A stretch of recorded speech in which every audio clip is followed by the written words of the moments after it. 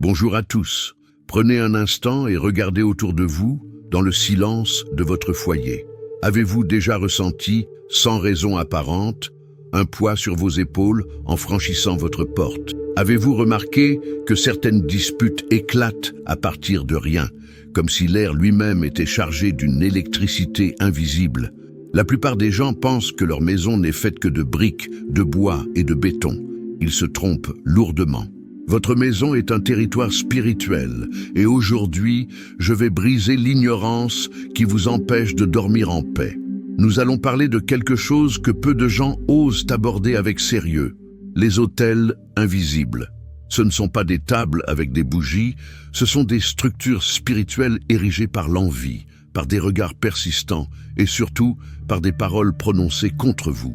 En tant que personne qui comprend les mécanismes profonds du monde occulte et de la guerre spirituelle, je vais vous révéler comment ces autels sont bâtis à votre insu et, plus important encore, comment les démanteler définitivement pour restaurer la sainteté et la prospérité de votre demeure. Aujourd'hui, vous allez apprendre à identifier les veilleurs spirituels, ces personnes qui vous observent, non pas pour vous admirer, mais pour mesurer la hauteur de votre chute. Nous allons comprendre comment briser la concordance émotionnelle qui donne de la force à la sorcellerie des mots.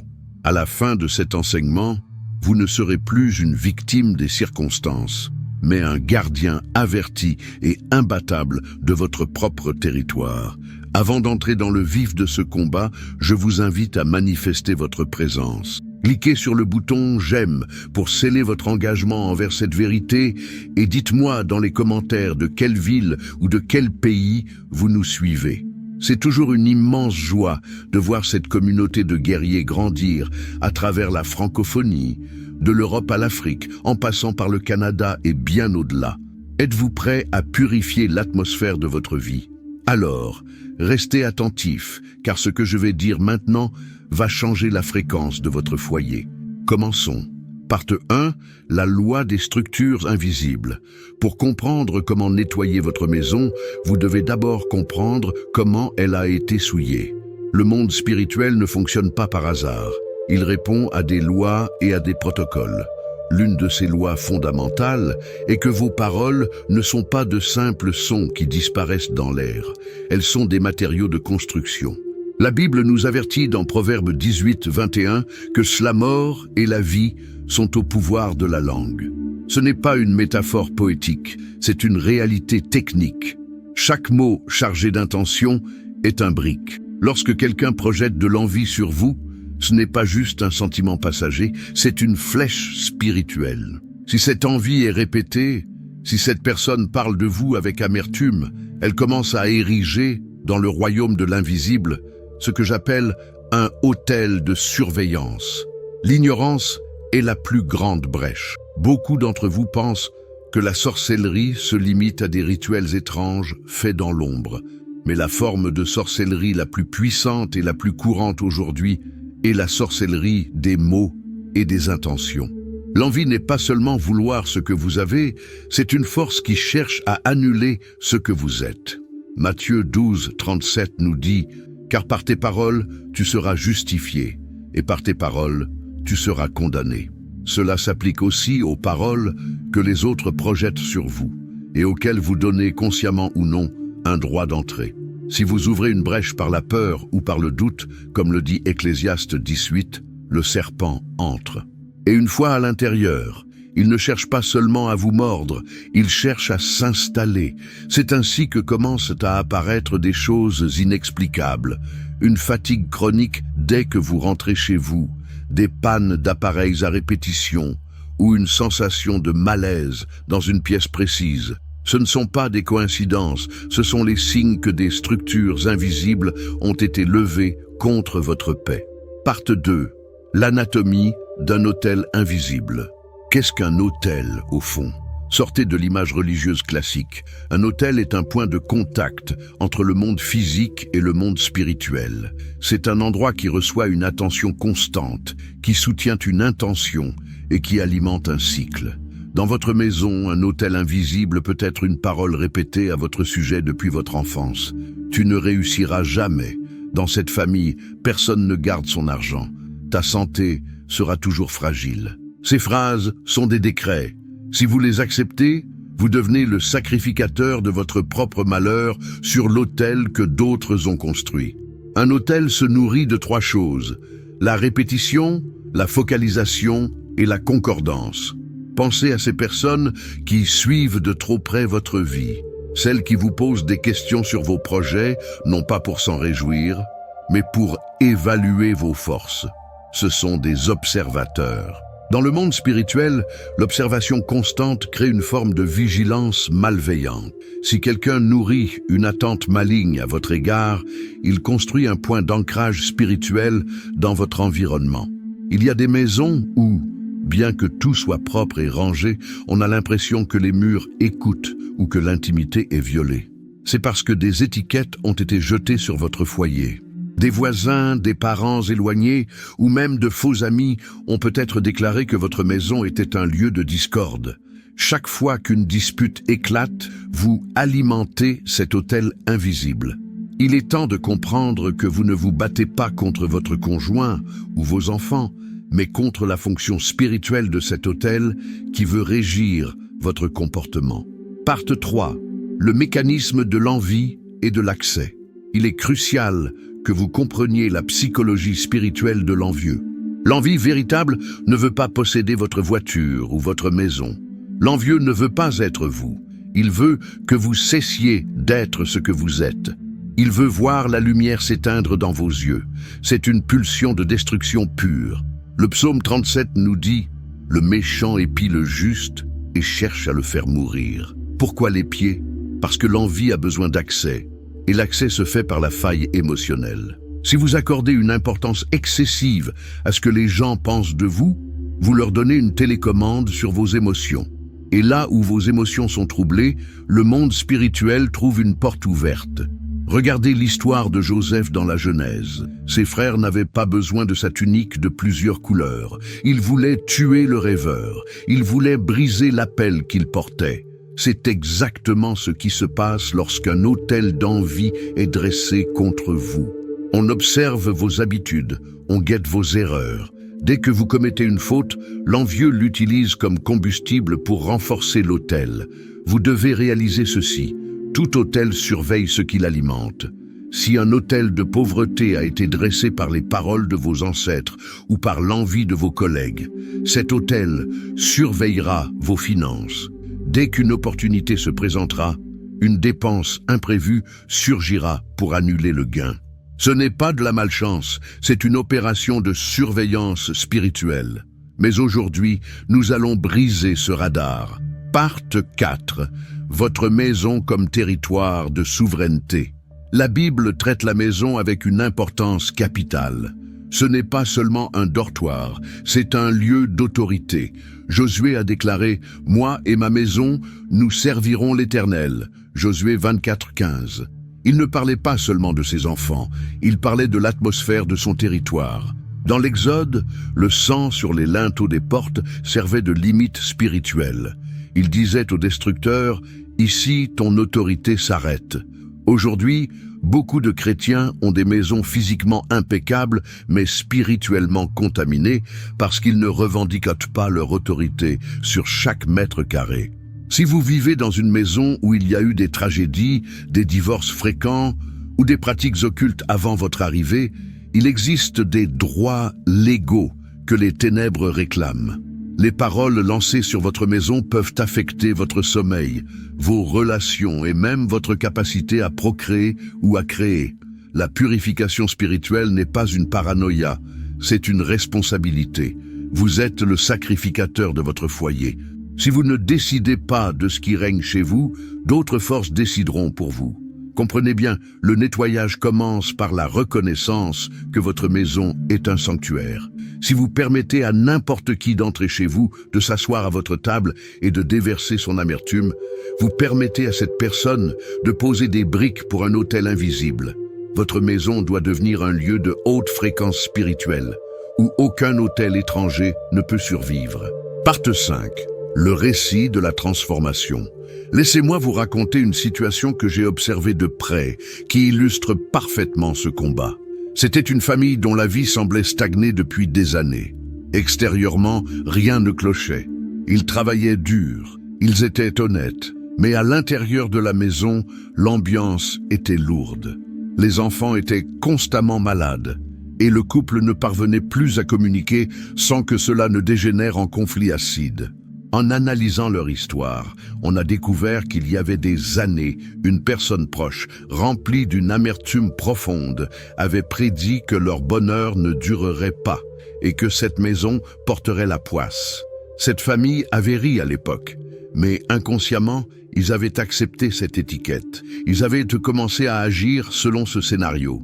L'autel invisible était là, se nourrissant de chaque dispute et de chaque doute. Le changement n'est pas venu d'un acte magique, mais d'un changement de posture. Ils ont d'abord décidé de cesser de réagir émotionnellement aux attaques. Ils ont arrêté de se plaindre. Ensuite, ils ont commencé ce que j'appelle le renommage. Chaque pièce de la maison a été dédiée à une fonction de victoire. Là où il y avait la discorde, ils ont proclamé la paix de manière intentionnelle. Ils ont retiré leur concordance avec les paroles maléfiques du passé. Le résultat fut fulgurant. Avant même que les circonstances extérieures ne changent, l'atmosphère est devenue légère. Les enfants ont retrouvé la santé, les opportunités financières qui étaient bloquées ont commencé à débloquer. Pourquoi? Parce que l'autel de l'envie n'avait plus rien pour se nourrir. Sans votre réaction, l'attaque spirituelle meurt de faim. Part 6. La méthode du réalignement d'autorité. La purification spirituelle n'est pas un rituel vide ou une formule magique que l'on répète sans réfléchir. C'est un réalignement de votre autorité en Christ. Ce n'est pas la force de vos cris qui fait fuir les ténèbres, c'est la clarté de votre position. Nettoyer sa maison, c'est d'abord annuler les concordances. Vous devez dire, avec une autorité calme, « Je révoque tout accord que j'ai passé avec la peur, la maladie ou la pauvreté. Je brise tout autel invisible construit par les paroles de tiers. Vous devez emmener toute pensée captive à l'obéissance de Christ. » 2 Corinthiens 10:5. Le renommage est une étape clé. Si un coin de votre maison est associé à des souvenirs douloureux, saturez-le de nouvelles déclarations. Votre maison doit être un lieu d'habitation pour la présence de Dieu, et non une simple escale pour les esprits de passage. Le psaume 91 nous rappelle que celui qui demeure sous l'abri du Très-Haut repose à l'ombre du Tout-Puissant. Demeurer implique une installation permanente, pas une visite de courtoisie. Cela signifie aussi fixer des limites physiques. Tout le monde n'est pas autorisé à entrer dans votre chambre ou même dans votre salon. Apprenez à discerner l'énergie des gens.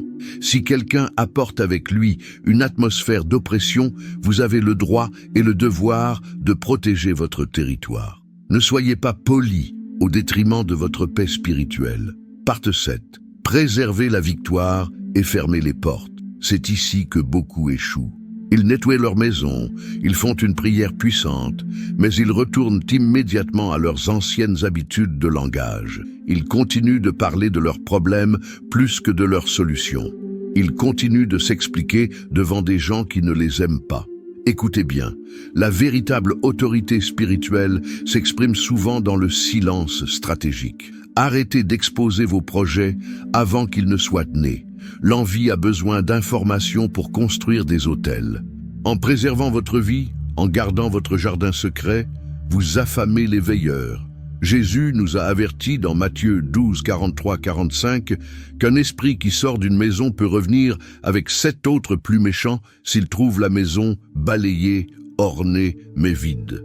Vous ne devez pas seulement chasser ce qui est mauvais, vous devez remplir l'espace avec ce qui est bon. Remplissez votre maison de louanges, de paroles de gratitude et d'une vision claire de votre futur. Ne reconstruisez pas avec vos mains ce que vous avez détruit avec vos prières. Si vous avez brisé un autel de misère, ne passez pas votre journée à vous plaindre du prix des choses. Votre parole doit rester alignée avec votre délivrance. C'est cela, la maturité spirituelle. C'est comprendre que vous êtes le gardien du portail. Part 8. Le triomphe du guerrier averti. Maintenant, je veux que vous sentiez la force monter en vous. Vous n'êtes pas ici par hasard. Vous recevez ces codes parce que le temps de votre oppression est terminé. Ceux qui ont essayé de vous surveiller vont être frappés de confusion. Ceux qui ont érigé des autels dans l'invisible pour bloquer vos chemins vont les voir s'effondrer comme les murs de Jéricho. L'autorité spirituelle l'emporte toujours sur l'intention occulte, pourvu que vous sachiez qui vous êtes.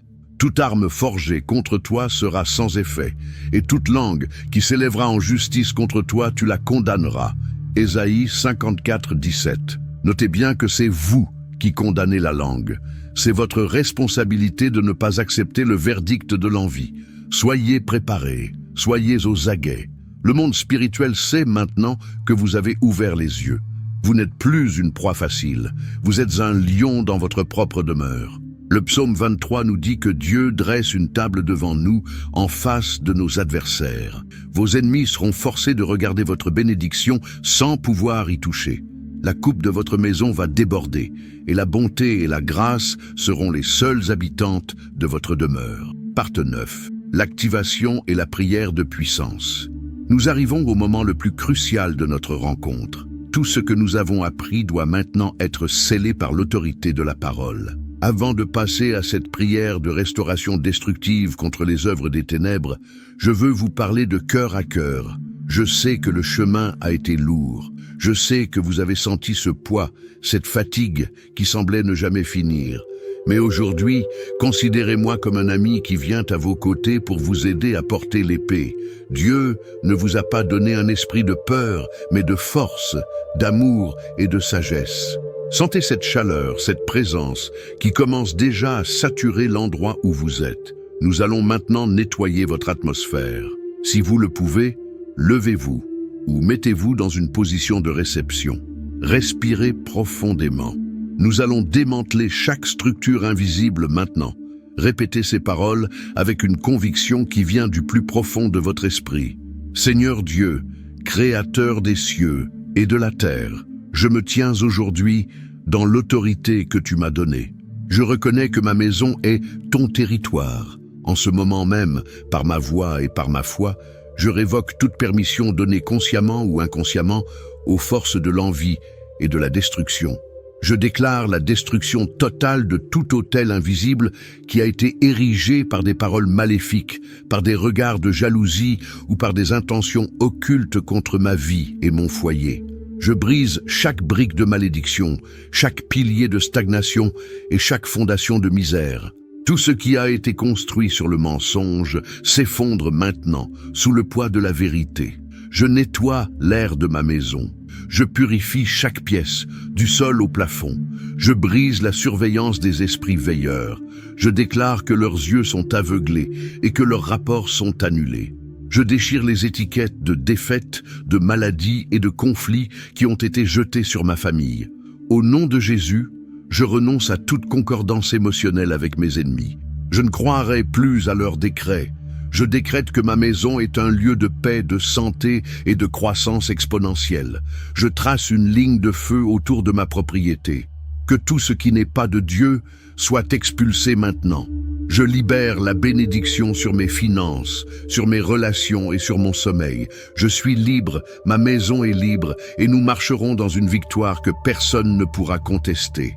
Amen. Sentez la légèreté qui s'installe. C'est le signe que les structures ont cédé. Maintenant, j'ai une mission pour vous. Pour manifester votre autorité dans le monde spirituel et physique, je veux que vous écriviez dans les commentaires la phrase de victoire suivante. Ma maison est un territoire de lumière. Tout autel d'envie s'effondre maintenant. En écrivant cela, vous ne faites pas que taper des lettres. Vous déposez une déclaration officielle dans le registre de l'univers. Je veux entendre votre voix à travers vos mots. Utilisez cet espace de commentaires pour partager votre expérience, pour témoigner d'un changement que vous ressentez déjà, ou pour encourager un frère ou une sœur qui lutte encore. Soyez la lumière qui guide les autres hors de l'obscurité. Votre témoignage peut être la clé de la prison de quelqu'un d'autre. Si cet enseignement a réveillé le guerrier en vous, abonnez-vous pour recevoir notre contenu quotidien. Nous sommes ici chaque jour pour vous équiper, pour vous donner les armes nécessaires, pour que vous ne soyez plus jamais dominés. Partagez également cette vidéo. Ne gardez pas cette lumière pour vous seul. Envoyez-la à cette personne que vous savez être sous pression. Devenez un agent de libération. Avant de nous quitter, gardez cette réflexion dans votre cœur. La victoire n'est pas un événement, c'est une posture. Restez ferme, restez vigilant. Et rappelez-vous que celui qui est en vous est infiniment plus puissant que toutes les intentions cachées de ce monde. Vous êtes désormais imbattable parce que vous comprenez les règles du jeu. Ce fut un honneur de vous enseigner aujourd'hui. Sentez-vous entouré, fortifié et aimé. Je vous attends avec impatience lors de notre prochain rendez-vous pour continuer à bâtir votre autorité. Restez dans la paix et surtout, régnez sur votre territoire. À très bientôt.